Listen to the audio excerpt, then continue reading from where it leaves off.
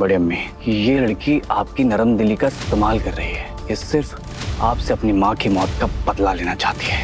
आप मत भूलिए कि इसकी माँ की मौत की जिम्मेदार आप हैं।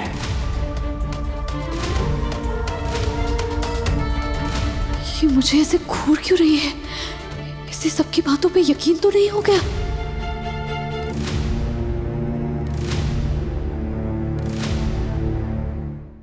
हम सब सोच भी नहीं सकते ये कितनी शातिर है। इसने सिर्फ मुझे किडनैप नहीं किया, इसने हम सबके दिलों में जहर भर दिया। बेचारे हफीज भाई अपनी जान जोखिम में डालकर मुझे रिहा करने के लिए आए थे। रुहान उठो, रुहान।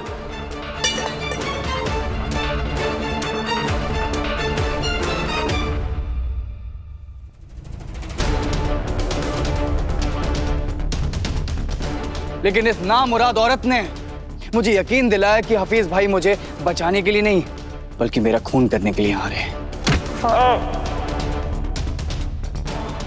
रुहान, मैं जानती हूँ कि हफीज दुआ का भाई है, लेकिन अगर मैं हफीज को नहीं मारती तो तुम्हें मार देता, मेरे भाई को मार देता।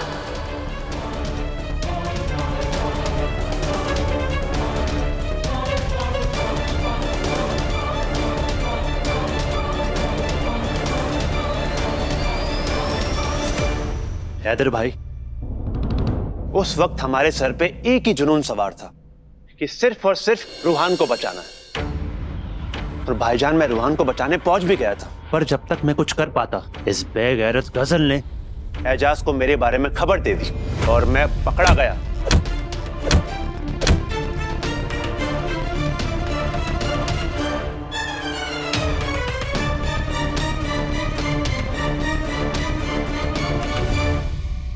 भाई, हम लोगों को सिर्फ दो रंग दिखाई देते हैं, काला और सफेद। इससे इन दोनों के बीच के सारे रंग मालूम हैं। हम पलक झपकाते हैं और ये अपनी चाल चल चुकी होती है। कैसे किसको फंसाना है, कैसे जाल बिछाना है, कैसे लोगों को बरगलाना है, किस पे किस बात का असर होगा, किससे किस लहजे में बात की जाए कि वो पिघल जाएगा, इसे सब मालूम है बड़ी अम्मी।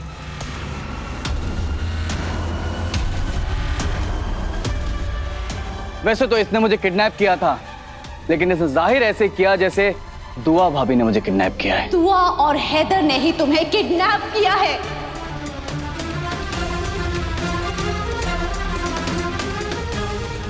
और जब दुआ भाभी मुझे बचाने के लिए आई तो मैंने दुआ भाभी का गला दबाकर मारने की कोशिश की।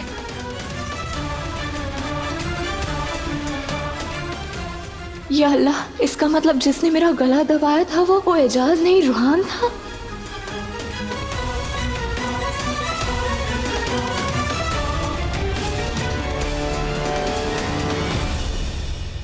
मुझे माफ कर दीजिएगा दुआ भाभी। और इस एजाज ने पीछे से मेरे सर पर वार करके मुझे बेहोश कर दिया।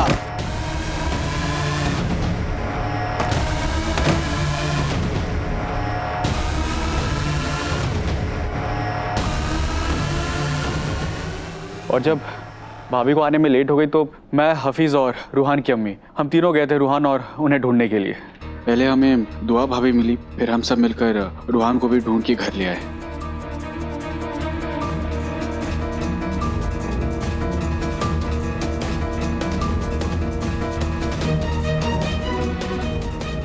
इस गजल ने रूहान के दिल और दिमाग में इतना जहर भर दिया, इतना जहर भर दिया कि आपको अंदाजा भी नहीं है भाईजान। इसने आपको पाने के लिए इतने जतन की पर कभी कामयाब नहीं हो पाई। कामयाब होती भी कैसे, क्योंकि इसकी कामयाबी के बीच मैं और बाजी रुकावट जो बने हुए थे।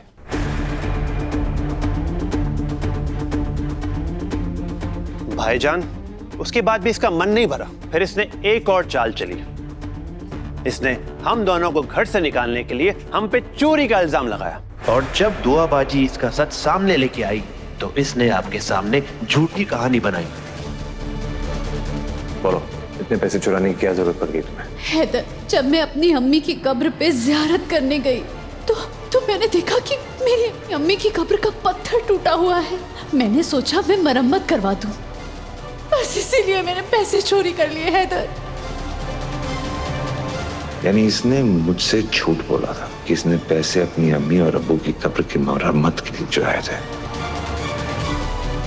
हाँ भाई, पैसा इसी ने चुराया था,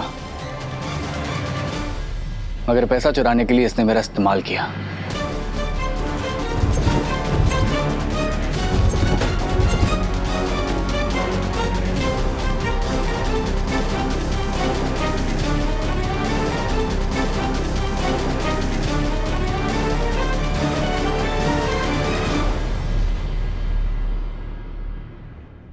इतना काफी है हैदर की अम्मी, और कुछ भी सुनना है आपको।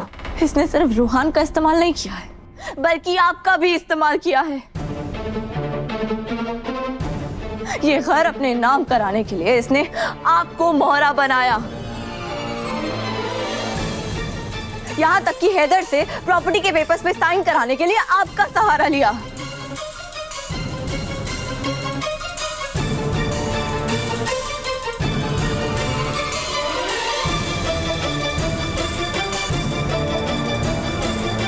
डॉक्टर साहिबा ने कहा है ऑपरेशन की जरूरत है बेटा। अगर इसका ऑपरेशन नहीं हुआ तो इसके साथ कुछ भी हो सकता है।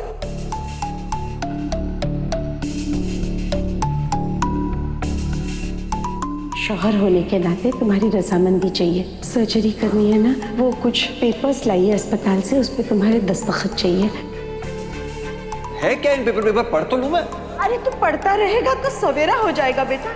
मैंने पढ़ लिए हैं सारे पेपर्स, रजामंदी के पेपर्स हैं। कौन सी तुम्हारी जायदाद या घर लिखवा रहे? दुआ सही कह रही है अम्मी। उन प्रॉपर्टी के पेपर्स को हॉस्पिटल के पेपर्स बता के धोखे से मेरी सिग्नेचर करवा के आपने बिल्कुल अच्छा नहीं किया था। अगर कोई गैर ऐसी हरकत करता तो मैं फिर भी कुछ नहीं बोलता है, लेकिन आपने तो मुझे तोड़ ही दिया। अम्मी तुम गलत समझ रहे हो बेटा। मैं बस इतना ही चाहती थी कि जो हक तुम इस दुआ को दे रहे हो वही हक तुम गजल को भी दे दो। मेरे मन में खौफ था कहीं तुमने दुआ के बहकावे में आकर इस बेचारी को घर से बाहर फेंक दिया तो ये मजलूम कहाँ जाएगी।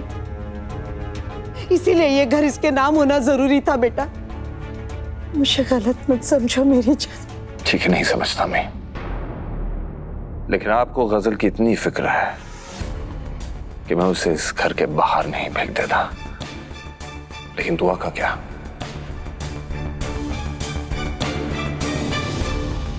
जो बार बार आप उसे इस घर से निकालने की बातें करती हैं, उसका क्या?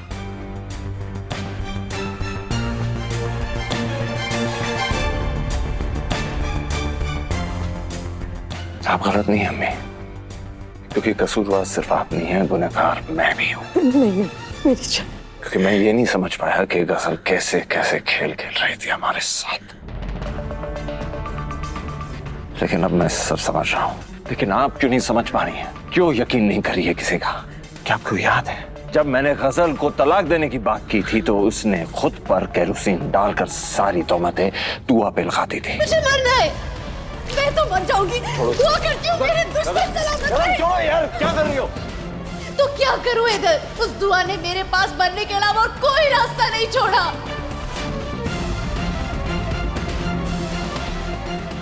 और याद है आपने मेरी दुआ को सीढ़ियों से बेरहमी से धक्का दे दिया था। दुआ और गजल के रिश्ते को मुकम्मल होने के लिए तुम्हें मरना होगा।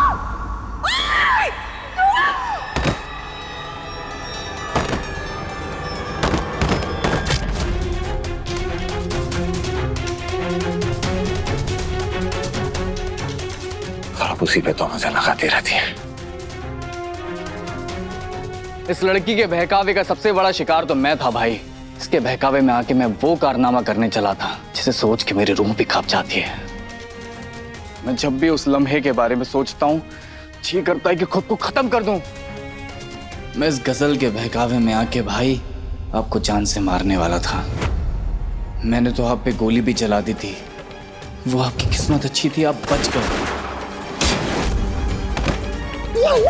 अरे हाँ, नहीं हैदर, हैदर आप ठीक तो हैं?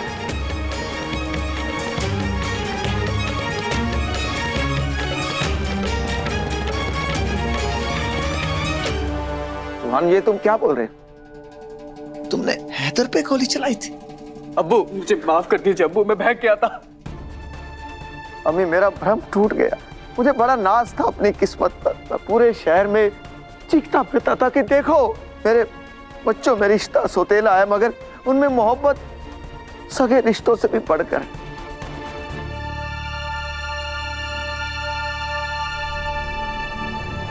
इस बदजात गजल ने दोनों भाइयों के बीच में दरार डालने की कोशिश जरूर की, मगर मैं जानती थी ऐसा ये नहीं कर पाएगी। मैंने इसे बार बार कहा था, पानी में चाहे कितनी भी बार लाठी मार लो, पानी जुदा नहीं होता। तुम्हारी लाख कोशिशों के बावजूद दोनों भाई जुदा नहीं हुए। तुम्हें क्या लगा था कब तक तुम सबको जाल में फंसा के रखोगी? एक ना एक दिन तुम्हारी साजिशें सामने आनी ही थी। भूलो मत गजल, मकड़ी का जाला चाहे कितना भी मजबूत क्यों ना हो, होता जाला ही है और एक दिन टूट ही जाता है। रोहान, तुम रो क्यों रहे हो मेरे बच्चे? रोहान, ए, क्या कर रहे तू? हाँ, रो मत मेरे भाई, तेरी गलती नहीं है। क्या करें, जज्बात हमारे खून में बहता है, किसी को रोते हुए हम देख नहीं सकते ना। ये लड़की अच्छी तरह जानती है कि इंसान के जहन से कैसे खेला जाता है, दिलों को काबू में करके जज्बातों का मजाक कैसे उड़ाया जाता है। अगर इसने ऐसा नहीं किया होता तो तुम ऐसा सलूक अपने भाई के साथ नहीं करता।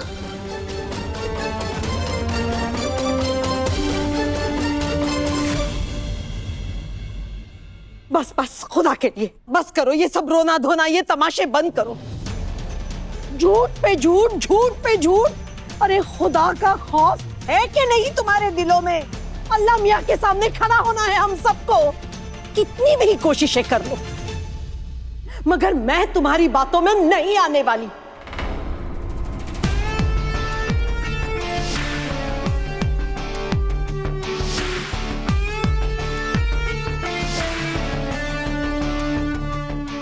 वाह हिना बेगम, वाह, एक तू ही है इस घर में जिसके सहारे मैं अभी तक इस घर में खड़ी हूँ।